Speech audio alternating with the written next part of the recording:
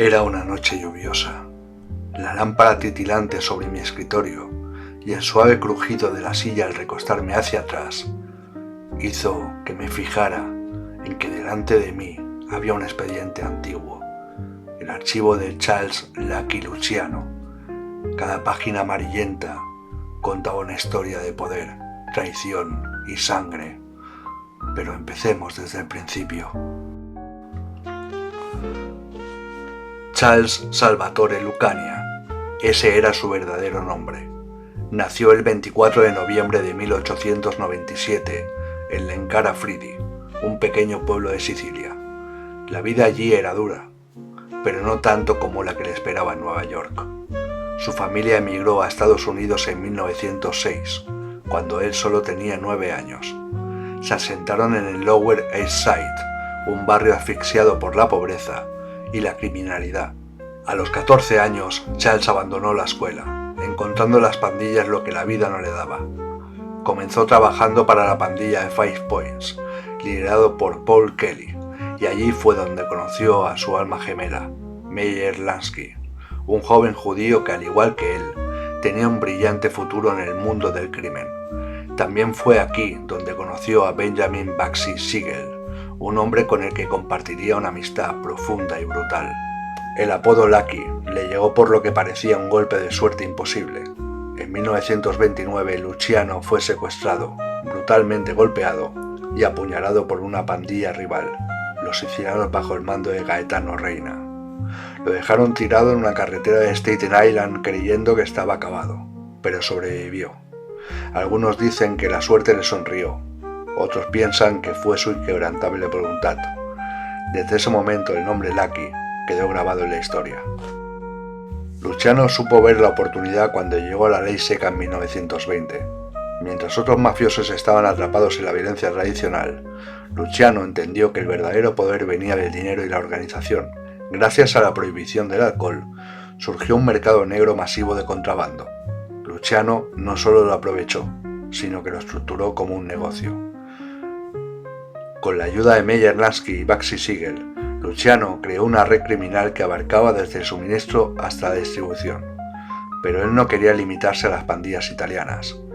Luciano rompió con las antiguas tradiciones sicilianas que dividían a los mafiosos en facciones étnicas. Para él, el crimen no tenía color.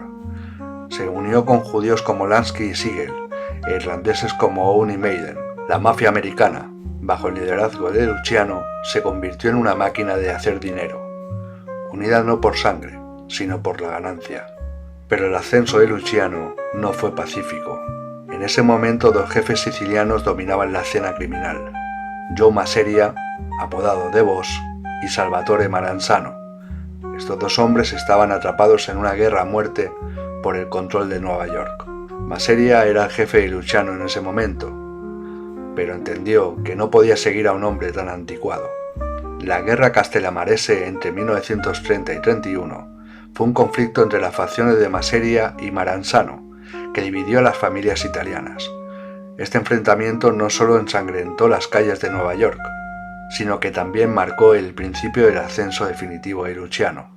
Con su agudo instinto para la traición, tomó una decisión arriesgada. Se reunió en secreto con Maranzano y acordó traicionar a Maseria. En abril de 1931 organizó una trampa. En el restaurante Nova Villa Tamaro, en Coney Island. Mientras Maseria jugaba las cartas, Luciano dejó la partida para ir al baño. Momentos después entraron hombres armados, entre ellos estaban Vito Genovese, Albert Anastasia y Bugsy Siegel. Maseria fue asesinado a tiros. Era el fin de una era y el comienzo del reinado de Luciano. Tras la muerte de Maseria, Maranzano se coronó a sí mismo como el capo di tutti capi, jefe de todos los jefes. Pero Luciano no había ayudado a Maranzano solo para verlo gobernar. 5 meses después, Maranzano fue asesinado en su oficina por hombres disfrazados de policías. Fue una jugada maestra, otro golpe calculado por Luciano con la ayuda de Lansky y de Siegel. Con Maranzano y Maseria fuera del camino, Luciano reestructuró el crimen organizado. Creó la Comisión, un consejo de las principales familias mafiosas que resolvería disputas y compartiría el poder de manera equitativa. Esta comisión incluyó a las 5 familias de Nueva York, a los Gambino, a los Lucchese, Genovese, Bonanno y Colombo. La comisión fue una innovación sin precedentes. En lugar de un solo jefe absoluto, Luciano propuso que cada familia tuviera una voz en las decisiones. Esto no solo redujo la violencia entre las familias, sino que también garantizó que los negocios prosperaran sin interrupciones.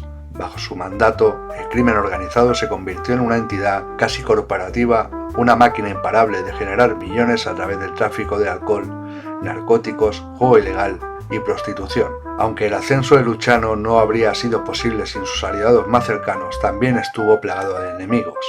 Su círculo de confianza incluía a Meyer Lansky, el genio financiero detrás de las operaciones de la mafia, y Frank Costello, conocido como el primer ministro de la mafia por su capacidad para sobornar a políticos y a jueces. Frank Costello fue una figura crucial con un don para manejar las relaciones políticas y mantener a las autoridades a raya.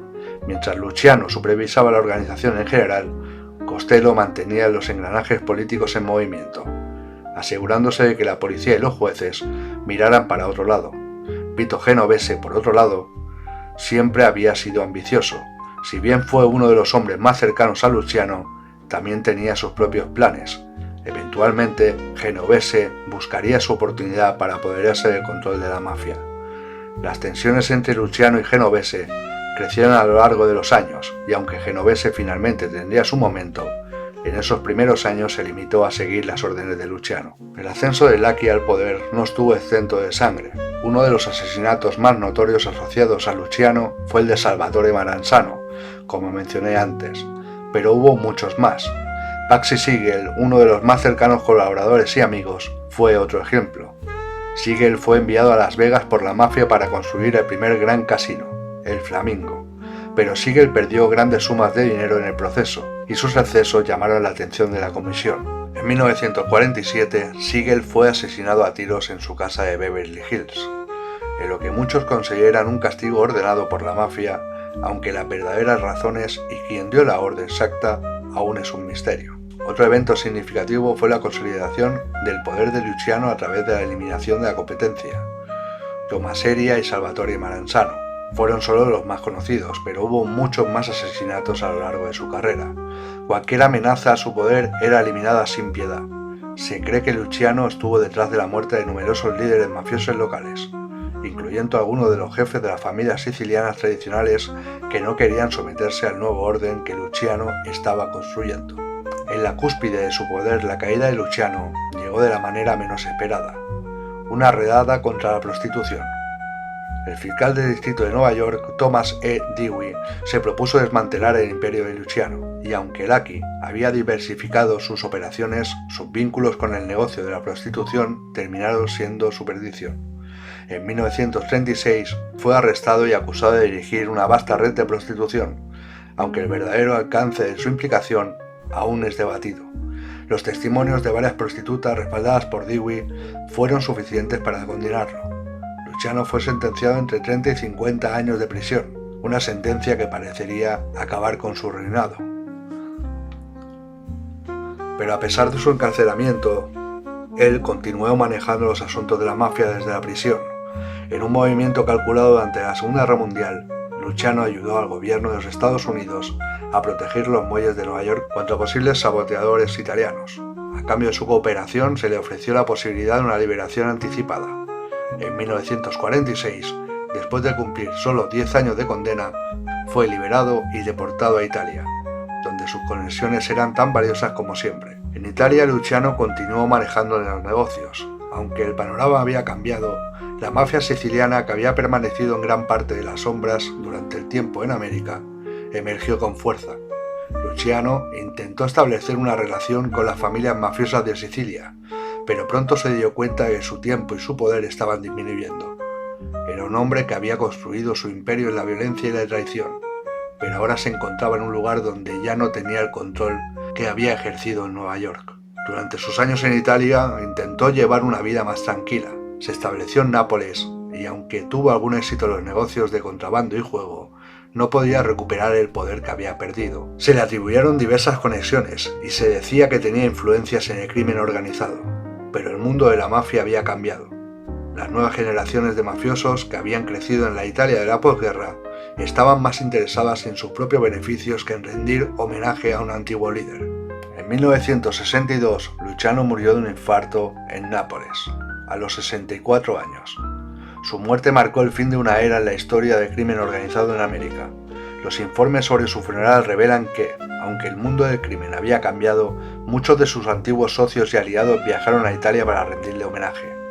En un último giro del destino, Luciano fue enterrado en el cementerio de St. John's en Queens, Nueva York, un lugar que siempre había considerado su hogar, a pesar de haber pasado sus últimos años en Italia. La historia de Lucky Luciano es un fascinante estudio del ascenso y la caída del poder, un recordatorio que en el mundo del crimen la lealtad es efímera y la muerte siempre está al acecho. Su legado persiste no solo en el crimen organizado, sino en la cultura popular.